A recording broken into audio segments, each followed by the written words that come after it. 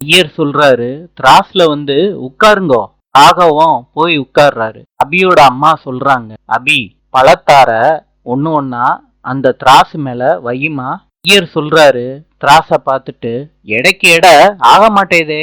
ராகவோட பாட்டி கேக்குறாங்க, அதுக்கு என்ன சாமி பண்றது.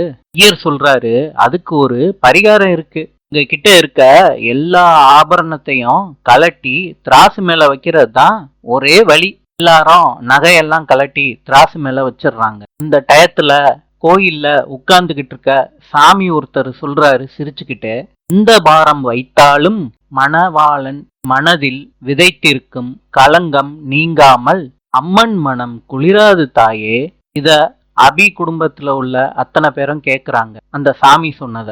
அபி அம்மனோட மனசு குளிர வைக்கிறதுக்கு கோயில்ல பிராயச்சித்தம்லாம் செய்யறாங்க. இப்பயும் திராசு சரிசமனா நிக்கவே இல்லை. எல்லாரும் மலைச்சு போய் என்ன பண்றதுன்னு தெரியாம மூளை பிதுங்கி நின்னுகிட்டு இருக்காங்க. இப்ப அபி மனசுல ஒண்ணு தோணுது. தாலிய பாக்குறாங்க அபி. இவருக்கு இருக்கிற என்ன பத்தியான எண்ணம் தான் இந்த காணிக்கைய ஏத்துக்கிற தடுக்குதுன்னா, இவரோட மனைவிங்கிற அடையாளமா என் கழுத்துல தொங்கிக்கிட்டு இருக்க இந்த தாலியவே காணிக்கையா உன் கோயில்ல குடுக்கறேம்மான்னு அபி நினைச்சுக்கிட்டே அந்த தாலிய கலட்டுறாங்க. திராஸ்ல வைக்கிறாங்க. திராசோட எடை கூடுது.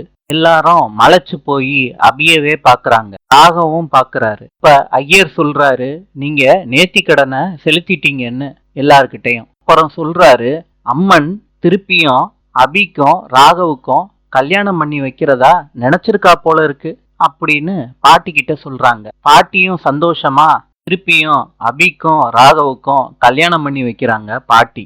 எல்லாரும் சந்தோஷமா அபியையும் ராகவையும் வாழ்த்துறாங்க. நாளை சந்திப்போம்.